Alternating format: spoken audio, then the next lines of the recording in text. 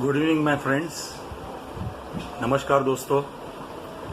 आज जिस विषय पे मैं बात करने वाला हूँ वो विषय बहुत ही महत्वपूर्ण विषय है सारे लोगों के लिए, या वो बम्बई में रहने वाले हो या पूना में, कोई भी मेट्रो शहर में रहने वाले हो, उनके लिए ये सबसे अहम महत्व का विषय है। वो विषय है पार्किंग के बारे में। दोस्तों, कोई भी मेट्रो शहर हो या तो कोई भी बड़ा शहर हो और वहाँ की जो भी सोसाइटी हो, सबकी एक ही तकलीफ होती है, पार्किंग। क्योंकि जगह पार्किंग के लिए कम होती है और गाड़ियाँ ज़्यादा होती है। कुछ बिल्डरों ने इसके ऊपर रास्ता निकालने के लिए एक हल सोचा था कि वो बिल्डर खुद बेचने लगे पार्किंग स्पेसेस। मेंबर्स जब फ्लैट खरीदने जाते थे तो उन्हें वो खुद पार्किंग स्पेस बेचते थे, पर उसके लिए वो बहुत ज़्यादा, माने लाखों में रुपये मांगते थे। 5 लाख, 7 लाख, कहीं कहीं तो एक गाड़ी के लिए 10 लाख। अगर आपके 2 BHK फ्लैट हो तो 2 पार्किंग, 3 BHK फ्लैट हो तो ज़बरदस्ती 3 पार्किंग आपको लेने पड़ते थे। कुछ लोग कोर्ट में गए और फिर कोर्ट ने डिसीजन दिया है कि बिल्डर कोई भी हालत में, कोई भी सूरत में पार्किंग स्पेस बेच नहीं सकते हैं। तो ये हुई एक बात। अभी सोसाइटियाँ क्या करें? तो दोस्तों, बिल्डरों ने तो फ्लैट के साथ पार्किंग बेच दी है, उसके बाद में बनती है सोसाइटी। काफ़ी लोग जो गाड़ी का पार्किंग स्पेस खरीद लेते हैं बिल्डर के साथ में, उनका फिर सोसाइटी के साथ डिस्प्यूट खड़ा हो सकता है। सोसाइटी बोलती है कि एज पर द लॉ ये parking space belongs to the cooperative housing society. तो इस हालत में सोसाइटी ने क्या करना चाहिए?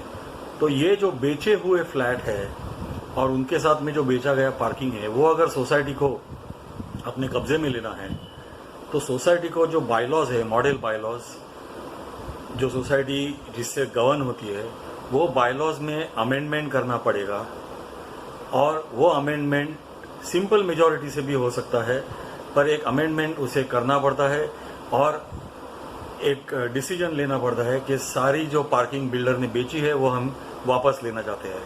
पर आज के सूरत हाल में जो मेंबर ने फ्लैट लेते वक्त पार्किंग खरीदी है, वो ऐसे अमेंडमेंट को सपोर्ट नहीं करेंगे। इसलिए काफ़ी सोसाइटियाँ, लगभग सभी सोसाइटियाँ इस झंझटमारी में गिरती ही नहीं है। कायदा क्या बोलता है पार्किंग के बारे में? कायदा बोलता है कि एक फ्लैट के लिए एक पार्किंग ही सोसाइटी दे सकती है। अगर दूसरा पार्किंग देना है तो सारे पार्किंग देने के बाद आपके पास अगर कोई भी ऐसा आदमी नहीं बचा है जिसको पार्किंग चाहिए और पार्किंग स्पेस बची है, तो आप दूसरी पार्किंग स्पेस किसी को दे सकते हो। पर आज के तारीख में ऐसा होना नामुमकिन है। जगह पार्किंग की होती है कम और मांगने वाले होते ज़्यादा। तो सोसाइटी क्या करना चाहिए? सोसाइटी कायदा कहता है कि सोसाइटी ने first come first serve basis के ऊपर, मतलब जिसने एप्लीकेशन पहले किया उसको पहले, जिसने बाद में किया उसको बाद में, ऐसा पार्किंग खत्म होने तक first come first serve basis पे सोसाइटी फर्स्ट टाइम जब पार्किंग देती है, पार्किंग अलॉट करती है, तो first come first serve basis पे दे सकती है। उसके बाद में parking is governed by bylaws 78 to 84, and the bylaws say that if the parking spaces are less and people demanding parking are more, then the society should adopt a rotational parking system every year. अगर parking space जिन्हें चाहिए वो लोग ज़्यादा है और parking की जगह कम है, तो सोसाइटी ने first come first serve basis पे पहले तो पार्किंग अलॉट कर दी, पर उसके अगले साल से रोटेशनल बेसिस पे पार्किंग अलॉट करनी चाहिए, ऐसे बायलॉज बोलते हैं। रोटेशनल बेसिस पे कैसे कर सकते हैं? तो हर साल जनरल बॉडी की मीटिंग में आप नए लॉट्स निकाल सकते हो और पहले जिनके पास पार्किंग थी वो पार्किंग खारिज करके नए लॉट्स निकाल के वो नए मेंबर्स के लिए 1 साल तक आप उन्हें पार्किंग दे सकते हो। पर जहां बड़ी सोसाइटियां होती है वहां पे झगड़े होने का आसार बहुत ज़्यादा होता है।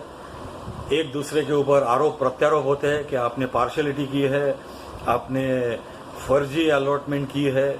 तो इसके लिए सोसाइटी की मैनेजिंग कमेटियां इसमें जाना ही नहीं चाहती, वो हर साल लॉट्स निकालना ही नहीं चाहती। फिर क्या करें? तो पार्किंग जिन्हें मिलता है वो लोग हमेशा जनरल बॉडी की मीटिंग में जब भी सब्जेक्ट आता है पार्किंग का, वो बड़ी संख्या में उपस्थित होते हैं, और जिन्हें पार्किंग चाहिए वो माइनॉरिटी पे होते हैं। और ज्यादातर सोसाइटियों में जनरल बॉडी की मीटिंग में देखा गया है कि जिनके पास पार्किंग है, ऐसे जो मेंबर्स है वो इस विषय के ऊपर चर्चा ही होने नहीं देते। कुछ न कुछ रीजन से ये चर्चा वो टालते हैं।